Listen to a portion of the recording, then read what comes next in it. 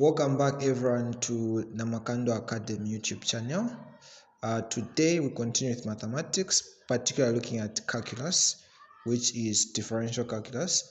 And under this discussion, we're looking at limits. So without wasting much of your time, before us here, there's a problem which we're supposed to evaluate. So we have limit as x approaches 4 over function x squared minus x minus 12 divided by x minus 4. All right, so you can pause the video and see how far you can go. So if we look at this one, the first case you're always supposed to consider is to try and do direct substitution. So we have that x is approaching 4.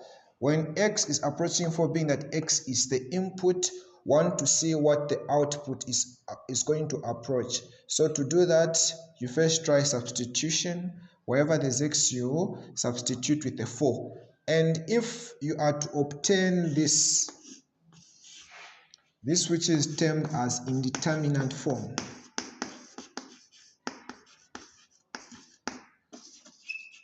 if you obtain this, which therefore means that you can't proceed with direct substitution, hence you need to simply use other alternatives. So now in this case, if we try to substitute wherever there's x with a 4, we can notice that on the denominator it will be 4 here. 4 minus 4 is 0. If we substitute a 4 here, it will be 4 squared, which becomes 16. Then there's a 4 here. So we have that 16 minus 4 to give us a 12. 12 minus 12 gives us a 0. And you notice to say we are getting the same, which we are avoiding. So in that case, we're going to simply factorize. Now if you look at the numerator, this numerator we have is simply a quadratic expression. So this function we have here is simply a quadratic expression, hence we need to factorize.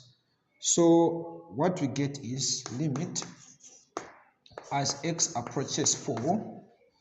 So here we get x squared. Now our product being 12 and our sum is our product is negative 12. Upon multiplying the coefficient 1 here in this negative 12, we get our product to be negative 12, sorry.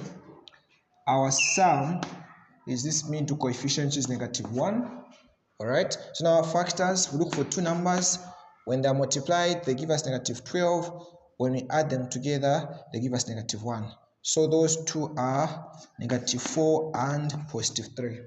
So if you multiply negative 4 and 3, you get negative 12. Negative 4 plus 3, you get negative 1. All right, so now what we do is these two are going to be substituted here.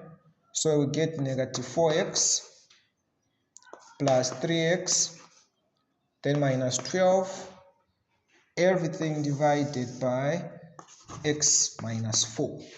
All right, so this is what we obtain. Now what we're going to do is we have 4 parts on the numerator. We'll do this. From there, what we do next is we say limit as x approaches 4.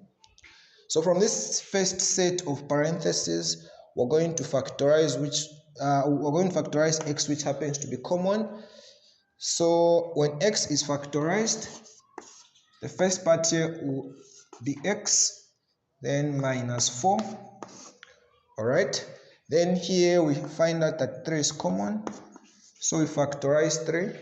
This 3 factorize, here will be left with x, then there will be left with a negative 4. Overall divided by x minus 4. All right, so this is what we get. Now we'll find out that what we have in brackets is the same. So we're going to represent this using one single bracket, but in the meantime, we're going to proceed with this. So we say limit as x approaches 4 of x minus 4. Now this is to multiply with this added together with that. Everything divided by x minus 4. Right? Try to pause and see how you can go about it. Good, so now we're back. You see now that this and this are the same, they're dividing. they give us a quotient of 1. With that done, we are left with limit as x approaches 4.